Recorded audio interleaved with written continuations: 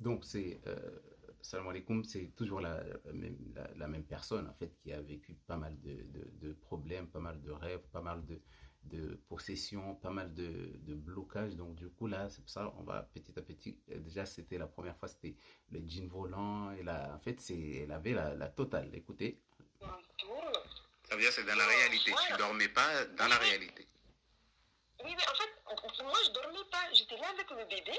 Et là, j'entends quelqu'un qui marche dans le couloir. Donc, je dis, ah, il y a mon mari qui vient. Je me tourne pour le voir. Tu vois, il y a la porte. Je dors comme ça, là. Je me tourne pour le voir.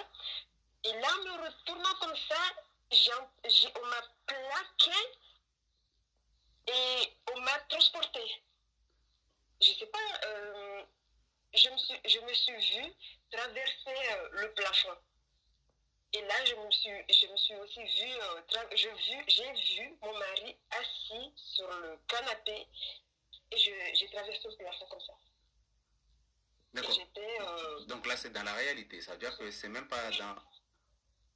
Non, c'était pas, pour moi, c'était pas un rêve. Et puis, je me suis réveillée, je me suis dit non, j'étais pas endormie. Voilà. Donc, celle-là, par contre, là, ce côté-là, c'est le fait d'être entre l'éveil et le sommeil. Et là, tu vois, surtout quand à la maison, il y a beaucoup de possessions ou quand il y a des présences qui sont très lourdes dans une maison.